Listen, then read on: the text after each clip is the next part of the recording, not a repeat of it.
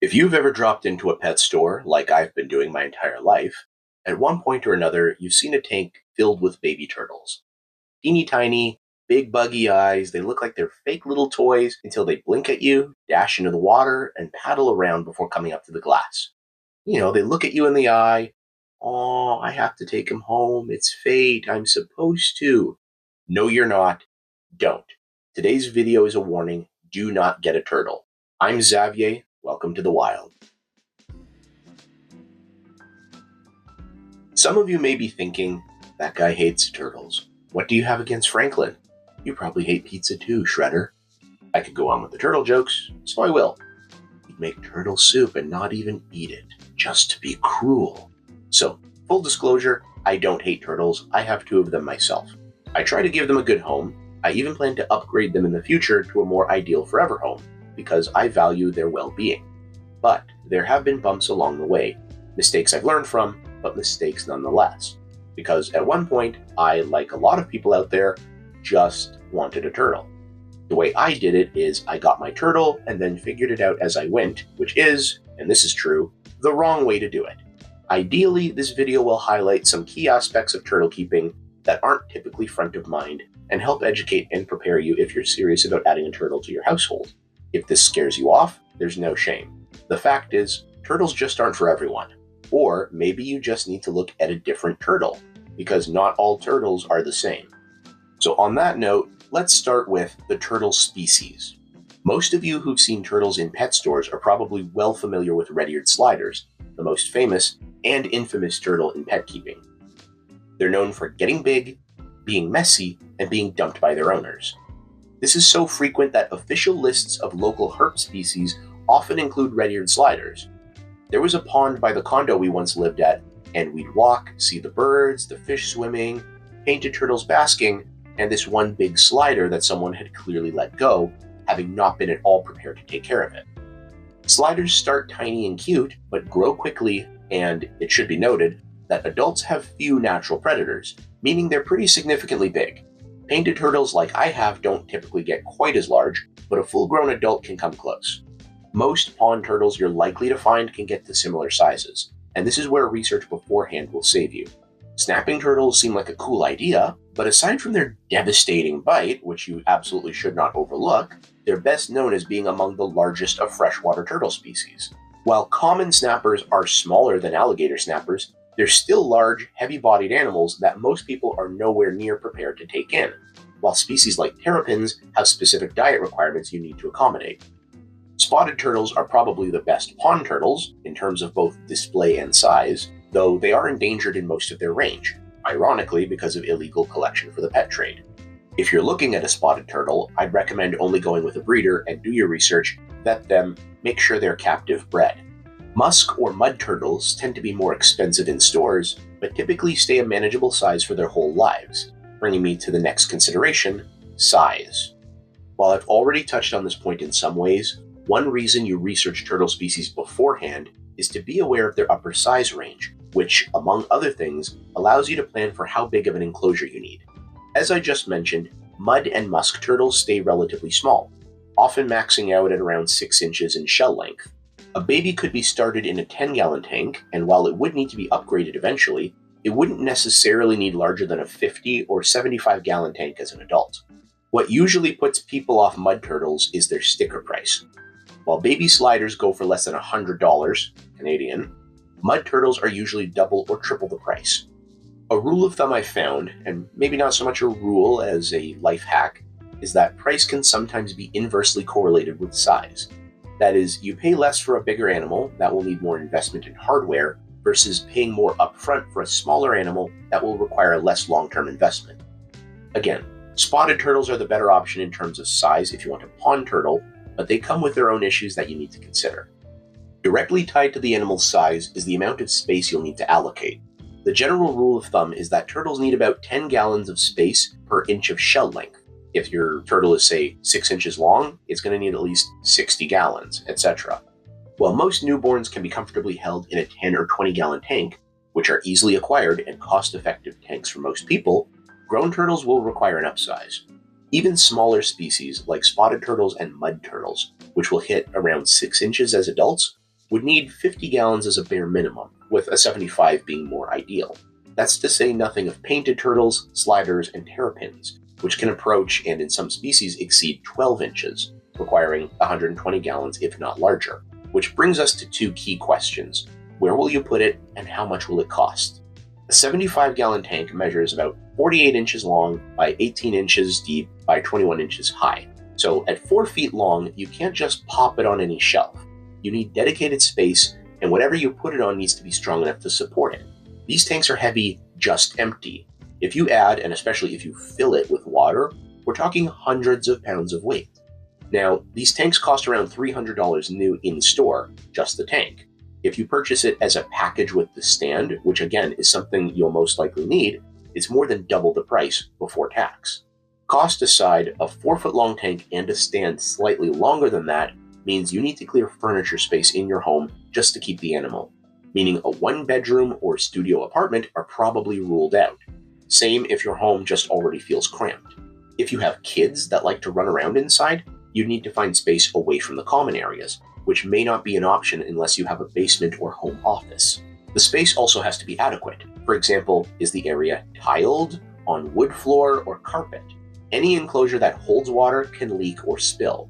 Now, let's hold off on concerns for leaks. That's scary, it's not necessarily common, but even just cleaning the tank. You can drip and spill dirty turtle water, which can soak and stain carpets, and significant spills can warp and damage floorboards. So these are all important when you consider the enclosure you want to get and where you'll put it.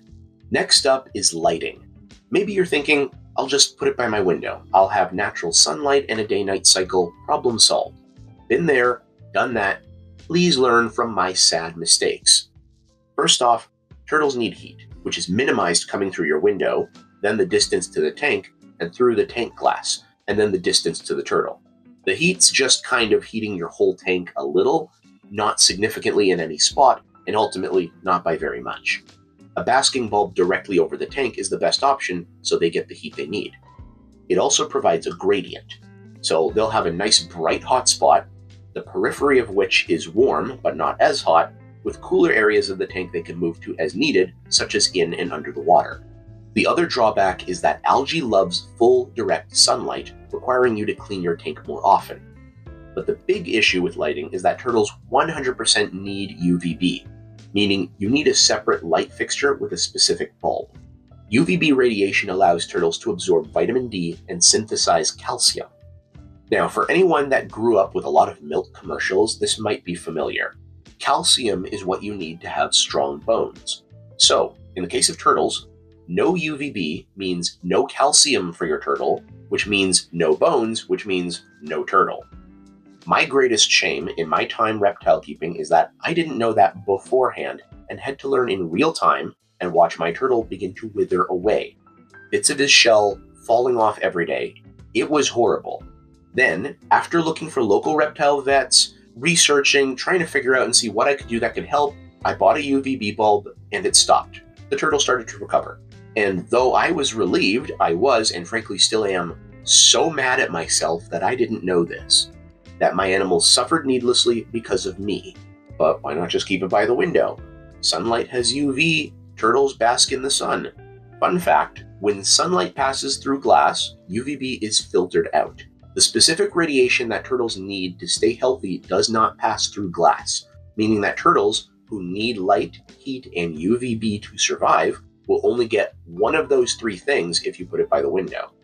Wherever you place your animal, it still needs you to invest in proper lighting. Next, we have filtration. There's no real way to avoid it. You need a big, expensive filter.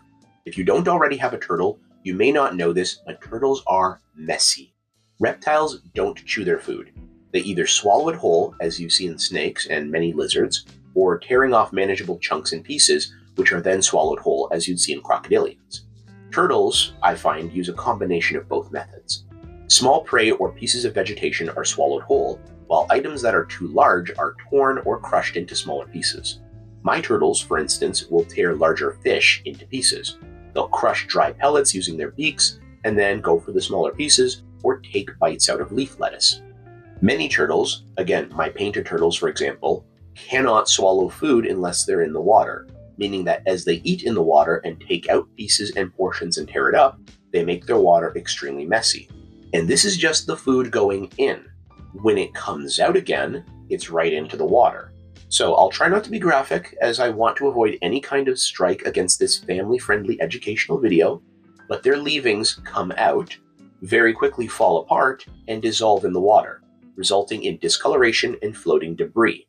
For anyone out there with a small child, if they've ever been in the tub and then the child had an accident, you know exactly what I'm talking about. Plop, brown water, now you need to clean the whole tub. Sorry, more graphic than I planned. The point is, imagine that, but you also live in that water. Sorry, way too graphic. The point is, it takes a strong filter to address all that. Hang on back filters? No. Internal filters? No. The simple reason is they're not strong enough. They're powered by smaller pumps, which move less water and aren't capable of fully circulating the water in that larger tank you'll need. They also can't accommodate much filter media. They typically just use cartridges, which use filter floss and a bit of carbon. For water to be properly cleaned, it needs to go through more media and larger amounts of it. So these filters aren't strong enough, don't clean all the water, and not thoroughly enough. Ergo, canister filters, which have stronger pumps to move all the water in your larger tank. Essentially, they work by pulling the water out of the tank into the canister, which is full of filter media of various types, and it's then forced through it, with the cleaned water running back into your tank.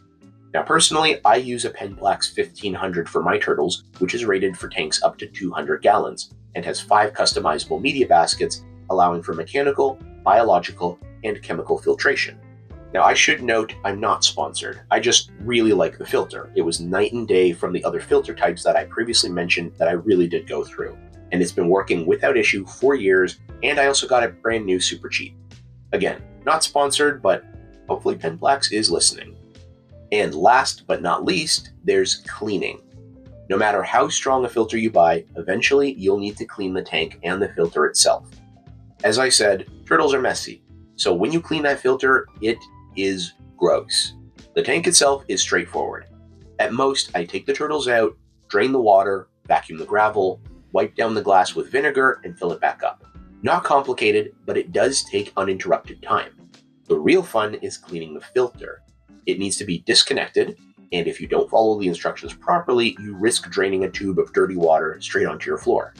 Assuming this is done correctly, for mine, I open it up, remove the media baskets, wipe out the canister, which is usually coated in a layer of algae and sludge, and then rinse the pump. And there's usually quite a bit of excess sludge, debris, and sand that gets in there. Once that's done, I clean the media baskets one by one. An important note, never, ever, ever use chemicals to clean it. No bleach, no Lysol.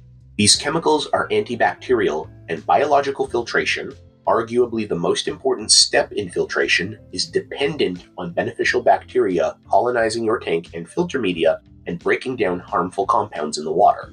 Bleach and Lysol will kill the bad bacteria and your good bacteria.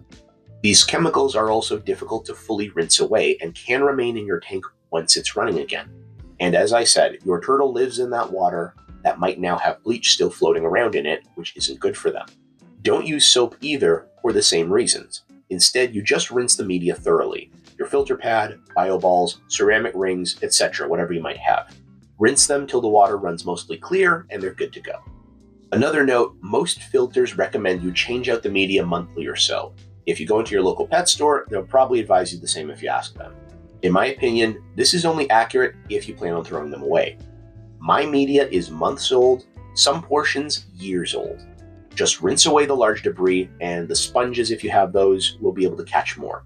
The bacteria that have already established and colonized the media will retain their foothold and continue to proliferate without needing to fully start over. Again, this is time consuming, and after I'm done and hook the filter back up and get the tank running again, I go ahead and thoroughly clean the bathroom as well. So just be prepared to clean some exceedingly messy equipment and ensure you're properly sanitizing your surrounding living space. You don't have to do this often, certainly not weekly. I typically only do this every couple of months, but when you do, it might be more work than you originally planned. So, put it all together. Dedicated space for a larger tank with a bigger filter and special lighting for your hopefully not too big of a turtle. This all adds up. It's expensive. Hundreds of dollars for a bigger tank, hundreds for a stand, hundreds for an adequate filter. Light fixtures can be inexpensive, but UVB bulbs regularly retail for $25 to $30 each. The reality is, in this day and age, most of us don't have that kind of money just sitting around to get a turtle, no matter how cute they are. And trying to cut costs without the proper research beforehand can just end up costing you more in the long run. Personally, I bought 2 or 3 different filters, plus all the media refills trying to save money, before I finally just got the canister filter. The amount of money I spent didn't really save anything. If I'd just gone to a canister filter at the start, I'd have saved time, money, and my sanity.